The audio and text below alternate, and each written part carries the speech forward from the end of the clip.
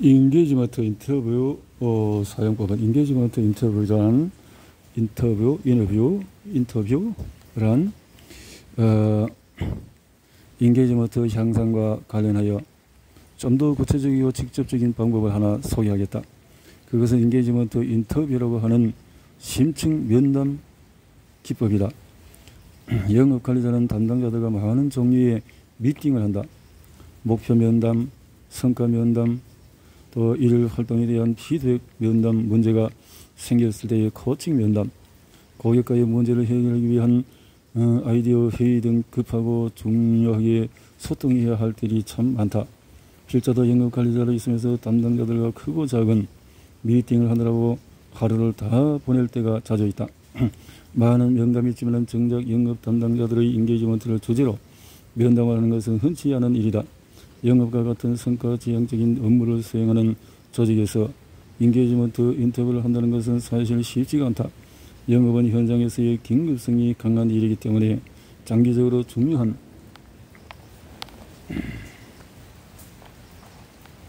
부분을 챙기는 것은 우선 선의에서 밀리기가 쉽다. 그렇기 때문에 인게이지먼트 인터뷰가 역설적으로 더욱 중요하다. 인게이지먼트 인터뷰는 신뢰 구축과 동기부여, 인게이지먼트 향상을 목적으로 하는 1:1 면담이다. 대개 면담에서는 개인적인 주제는 아이스 브레이킹 정도로만 나눈다. 하지만 인게이지먼트 인터뷰는 담당자의 동기부여 상태, 개인적인 관심사, 인게이지먼트 향상 방안 자체가 주제이다. 학부모와 학생이 비유하자면 성적이나 숙제가 아니라 학생으로서의 자세, 공부해야 하는 이유, 학교 생활의 보람과 같은 본질적인 주제로 대화를 나눈다는 것은 의미이다. 쉽지 않은 대화이지만 만약에 이런 대화가 잘 되기만 한다면 매우 뜻깊은 시간이 될 것은 자명하다. 하지만 정말 어려운 기회를 잡아서 부모와 자녀가 이러한 대화를 잘하고 나서 마지막에 그래서 너 이번 시험에 몇 점 받을 것 같아?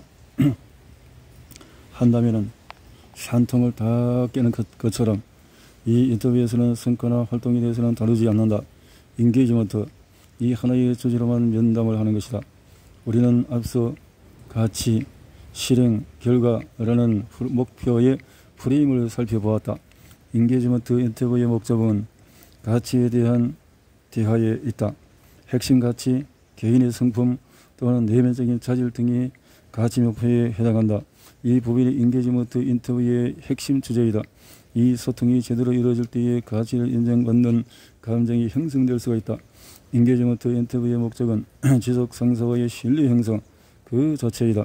단기적인 성과 향상은 그 결과로 기대하는 것이지 여기에서의 주제는 아니라는 것을 재차 강조한다. 인게이지먼트 인터뷰에서 다룰 수 있는 가치에는 크게 6가지가 있다.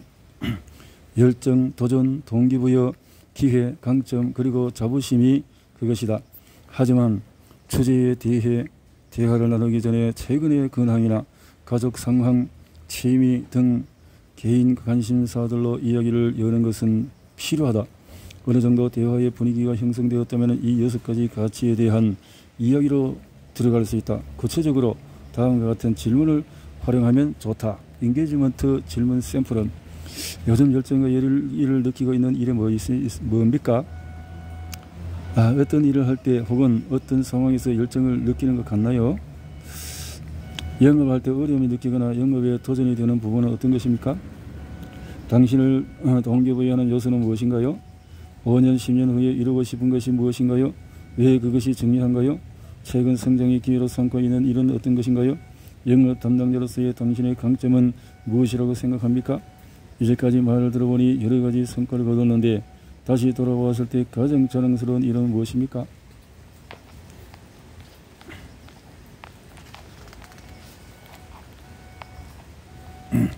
이러한 질문들을 참고해서 자연스럽게 대화를 나눠보라. 어떤 영역에서는 이야기가 길어지면 그 부분을 충분히 이야기 나누고 맞춰도 좋다. 인간적인 대화, 가치라는 본질에 대한 관심을 서로 충분히 공유한다면 인게이지먼트 인터뷰의 목적을 잘 달성한 것이다. 그리고 한 가지, 영업 관리자는 이야기보다 질문을 주로 하고 영업 담당자가 이야기를 많이 하게 하는 것이 중요하다. 이 면담의 이름이 무엇이겠는가? 바로 인게이지먼트 인터뷰다. 인터뷰는 질문에 대한 답을 듣는 것이다. 인게이지먼트는 설교가 아니라는 점을 명심해야 한다. 사람과 상황에 따라서 다를 수 있지만 현실적으로 인게이지먼트 인터뷰는 대략 30분에서 1시간가량이 소요된다. 자주 할 수는 없겠지만 적어도 1년에 1회 정도는 모든 영업 담당자들과 1대1로 실시해 보기를 바란다. 1년을 주기로 볼 때 1분기는 주로 목표 면담, 2분기는 인게이지먼트 인터뷰, 3분기는 중간평가 및 파이프라인 면담, 4분기는 다시 인게이지먼트 인터뷰 또는 성과 면담, 평가 면담 등의 사이클을 가지고 영업 담당자들과 소통하는 것은 일과 사람이라는 두 마리 토끼를 다 잡을 수 있는 좋은 방법이다. 영업 담당자별 인게이지먼트 인터뷰 실행 전략은 인게이지먼트 인터뷰에서 전략이 필요하다. 우선 영업 관리자 스스로 인게이지먼트화 되어 있는지 돌아봐야 한다. 데일 카네기 트레이닝 리서치에 따르면 인게이지먼트가 되지 않은 관리자 아래에서 영업 담당자들의 인게이지먼트가 떨어질 확률은 3배 이상 높다. 그리고 이것은 엄연히 공식적인 면담이지 잡담이 아니다. 차 한잔하면서 식사를 겸하면서 진행할 수도 있지만 개인적인 차원에서 슬쩍 물어보는 것이 아니라 공식적이고 주기적인 면담 형식을 취하는 것이 훨씬 효과가 크다. 팀원이 여럿이 있을 경우에는 면담 순서를 인게이지먼트가 높다고 예상되는 지금부터 먼저 해야 한다. 현실적으로 1대1 면담을 기간 내에 모든 영업 담당자들과 다 못할 수도 있고 또 중요한 것은 부정적인 직원을 먼저 면담하면 직원들이 이 면담을 마치 문제 있는 사람을 만나는 것으로 오해할 여지가 있다. 인게이지먼트가 높은 담당자를 먼저 만나면 직원들 사이에서 이 면담에 대한 긍정적인 인식이 생기게 된다. 낮은 인게이지먼트를 해결하는 데 너무 많은 에너지를 쓸 것이 아니라 높은 인게이지먼트를 보이는 사람을 유지하고 중간 부분에 있는 사람을 끌어올리는 시간을 쓰는 것이 훨씬 더 효과적이다. 관리자의 에너지도 한계가 있기 때문이다. 그리고 면담을 할 때는 인게이지먼트가 높은 사람에게는 위임과 비전을 제시를, 중간 단계에 있는 사람은 동기부여를, 인게이지먼트가 떨어진 사람은 보다 직접적인 관리와 지시를 하는 방향으로 전략을 세우는 것도 방법이다. 끝으로 이 인터뷰의 목적이 신뢰 구축과 인게이지먼트 향상 조치에 있다는 것을 거듭 강조한다. 이것은 급하지 않지만 중요한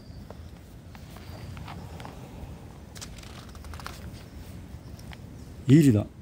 특히 한국의 관리자들은 가치 목표는 보다는 실행 목표나 결과 목표를 주제로 소통하는 것에 익숙하다. 그러나 그의 100년 역사를 가진 데일 카니기의 리더십 철학을 한번 신뢰해보고 1년에 한두 번만이라도 오로지 가치에만 중점을 둔 소통을 해보기 바란다. 면담을 마치고 회의장을 나오면서 영업 담당자들은 이렇게 생각할 것이다. 오늘 팀장님과의 미팅은 뭔가 평소와는 다른데 좀 어색하긴 했지만 나쁘지는 않군. 그래, 이왕에 시작한 일 힘들어도 열심히 해봐야지. 열심히 해봐야지. 이렇게 8장에서 코칭 그리고 피드백, 오래전에 어린이 축구팀의 경기를 재미있게 중계해주는 TV 예능 프로그램을 본 적이 있다. 한국팀의 잉글랜드 팀의 경기에 있었던 일이다. 초등학교도 아직 안 들어간 것 같은 어린아이들이었는데 양팀 다 꽤 실력이 좋았다. 공을 주고받으며 전반전을 마치고 하프타임이 되었다. 한국팀의 코치가 작전 지시를 한다. 잘했어. 잘했는데 아무개야, 너는 드리블이 너무 많아. 공격수 쪽으로 패스를 하란 말이야. 코치는 작전판을 아이들에게 보여주면서 열심히 설명해준다. 이제 카메라는 잉글랜드 팀의 작전 타임 모습을 보여준다. 잉글랜드 팀의 코치가 말한다. 전반전 수고가 많았어요. 우리가 잘한 것이 뭐죠? 아이들이 대답한다. 패스요. 코치가 다시 문다. 맞았어. 패스 아주 좋았어요. 그런데 우리가 공을 가지면 어디로 가야 하지? 한 아이가 답한다. 공간이요. 그렇지, 공간. 어디에 공간이 있지? 다른 아이가 말한다. 왼쪽. 윈. 그래서 공간이 많아요. 짧은 생활이지만 이 장면은 보는 이들에게 많은 것을 생각하겠다. 질문을 통해서 생각하게 하고 스스로 답을 찾아가게 만드는 것, 그리고 거기에 덧붙여서 꼭 필요한 조언을 제공해 주는 것이 리더의 언어이다. 물론 이러한 대화가 가능하기 위해서는 코치와 선수 모두 평소에 훈련이 잘 되어 있어야 한다. 리더의 언어, 바로 질문이다. 질문을 통한 코칭으로 훈련할 때 스스로 문제를 해결하는 역량을 키울 수가 있다.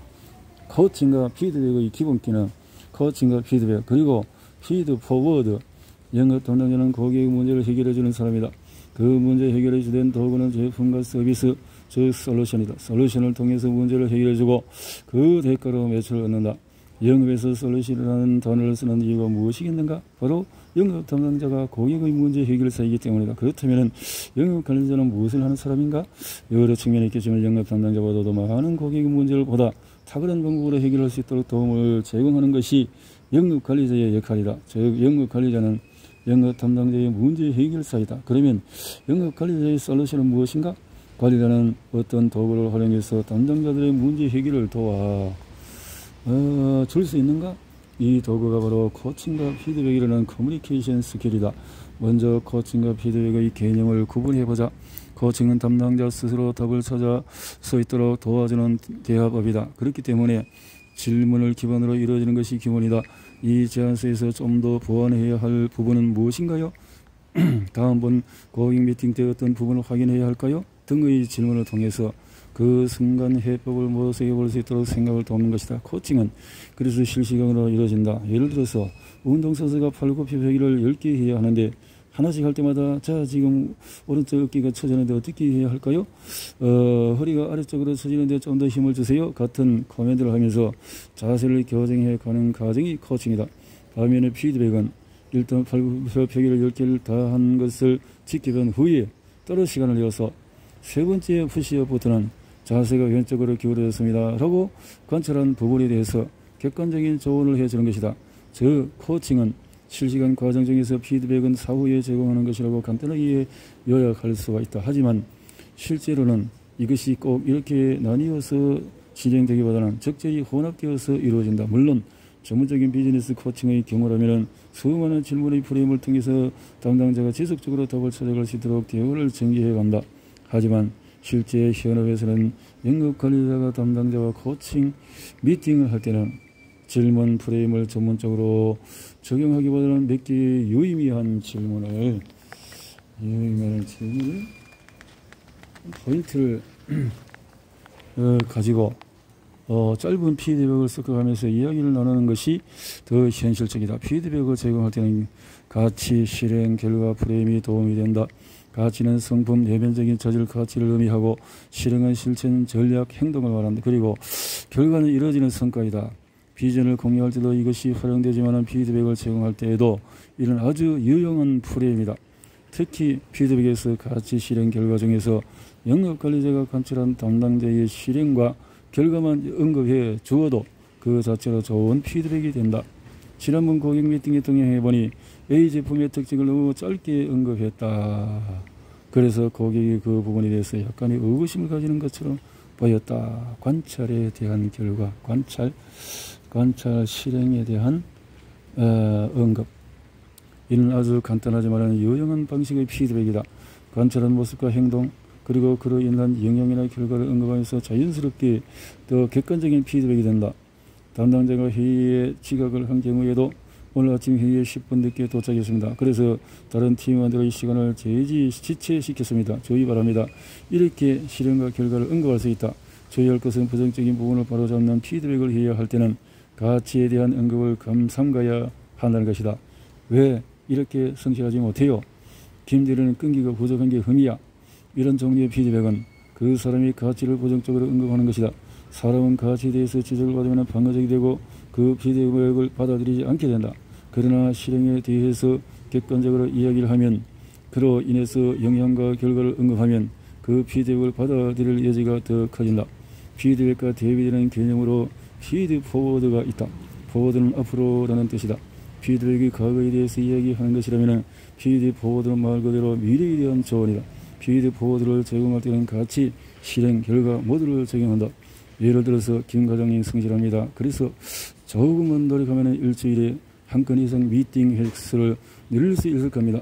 그렇게 한다면 이분들의 실적 달성에 좀 더 가깝게 갈 수 있을 것입니다. 김 과장의 성실이라는 가치를 언급하고 그래서 시도해볼 수 있는 실행을 이야기하면서 그로 인한 결과를 말해주는 방식이다. 한 가지 예를 들어보자. 이 사장님은 꼼꼼한 면이 있잖아요. 앞으로 제안서 제출 전에 한 번만 더 검토해 보세요. 그러면 중요한 실수를 미연에 방지할 수 있을 겁니다. 이렇게 하면 가치와 실행 그리고 결과적으로 언급된 좋은 피드 포워드를 할 수가 있다. 이 이야기를 듣는 영업자는 자신의 긍정적인 가치에 대한 이야기를 들음으로써 자신과의 효능감을 가지게 되고 실행에 대한